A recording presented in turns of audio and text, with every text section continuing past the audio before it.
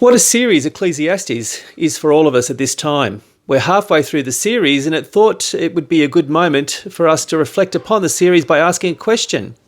Firstly, Greg Holmes, what's it like preparing a series of Bible study notes like Ecclesiastes? I'd have to say that preparing Ecclesiastes has been the most challenging thing I've done in several years of writing sets of Bible studies for Clare Anglican churches, because it is such a different sort of literature. It's very challenging to us in the way we think. It makes us reconsider our attitude to the world and the way it is. And it makes us think again of the great need of our need and the world's need for Jesus, who is indeed, as I said in the first sermon, the antidote, the vaccination for the meaninglessness of the world. So I hope you've been challenged to think through all these issues. So what's the greatest challenge being in preparing a sermon series, particularly for Tony today, looking at Ecclesiastes? Oh, Steve, it's been terrible. Why did you do this to me? Look, I've really struggled with Ecclesiastes. My recent eye surgery was much easier to go through. It's just so frustrating. It just seems, as I read through it, it depressed me, and it seemed to lack context. I'm going, how do I make sense of this? You know, I guess God's put it in there for some reason, or allowed it to be in there for some reason, but I don't get it, you know, so I've really struggled with it.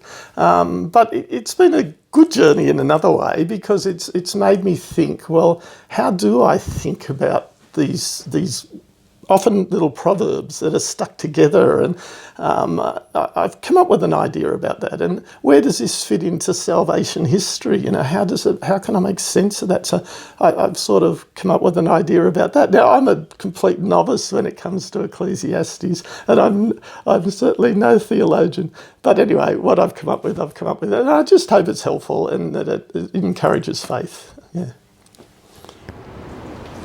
Our Old Testament Bible reading is Ecclesiastes chapter 7, verse 1 through to chapter 8, verse 1.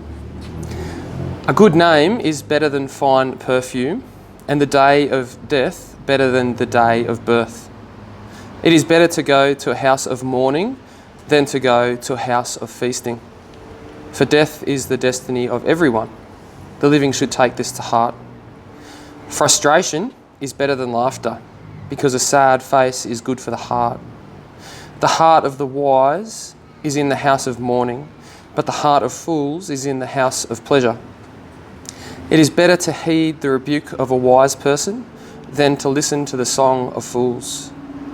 Like the crackling of thorns under the pot, so is the laughter of fools. This too is meaningless. Extortion turns a wise person into a fool, and a bribe corrupts the heart. The end of a matter is better than its beginning, and patience is better than pride. Do not be quickly provoked in your spirit, for anger resides in the lap of fools.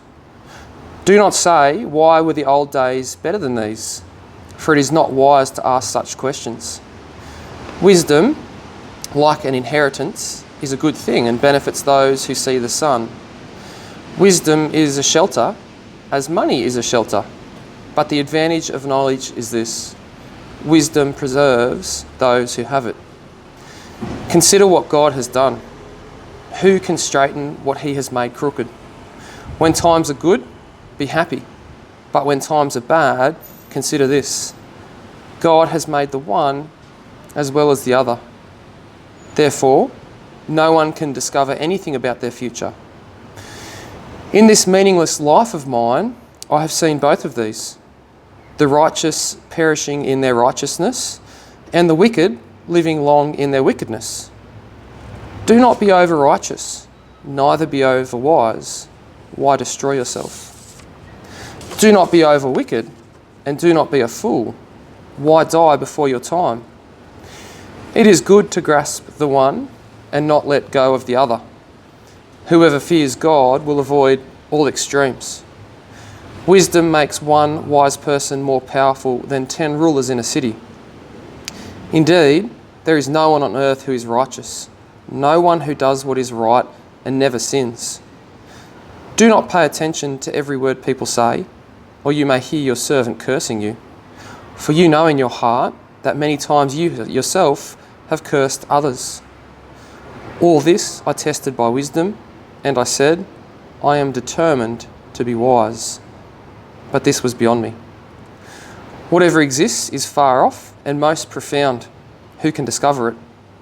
So I turned my mind to understand, to investigate and to search out wisdom and the scheme of things, and to understand the stupidity of wickedness and the madness of folly. I find more bitter than death the woman who is a snare, whose heart is a trap and whose hands are chains.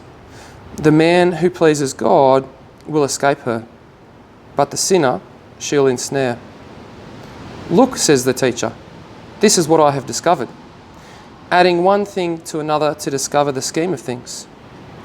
While I was still searching but not finding, I found one upright man among 1,000, but not one upright woman among them all. This only have I found. God created mankind upright, but they have gone in search of many schemes. Who is like the wise? Who knows the explanation of things? A person's wisdom brightens their face and changes its hard appearance. The New Testament reading comes from Matthew chapter 7, verses 13 to 29. Enter through the narrow gate, for wide is the gate and broad is the road that leads to destruction, and many enter through it. But small is the gate and narrow the road that leads to life, and only a few find it. Watch out for false prophets. They come to you in sheep's clothing, but inwardly they are ferocious wolves. By their fruit you will recognize them. Do people pick grapes from thorn bushes or figs from thistles? Likewise, every good tree bears fruit, but a bad tree bears bad fruit. A good tree cannot bear bad fruit, and a bad tree cannot bear good fruit. Every tree that does not bear good fruit is cut down and thrown into the fire. Thus, by their fruit, you will recognize them. Not everyone who says to me, Lord, Lord, will enter the kingdom of heaven, but only the one who does the will of my Father who is in heaven. Many will say to me on that day, Lord, Lord, did we not prophesy in your name, and in your name drive out demons, and in your name perform many miracles? Then I will tell them plainly, I never knew you. Away from me, you evildoers. Therefore, everyone who hears these words of mine and puts them into practice is like a wise man who built his house on the rock. The rain came down, the streams rose, and the winds blew and beat against that house, yet it did not fall, because it had its foundations on the rock. But everyone who hears these words of mine and does not put them into practice is like a foolish man who builds his house on sand. The rain came down, the streams rose, and the winds blew and beat against that house, and it fell with a great crash. When Jesus had finished saying these things, the crowds were amazed at his teaching, because he taught as one who had authority and not as their teachers of the law.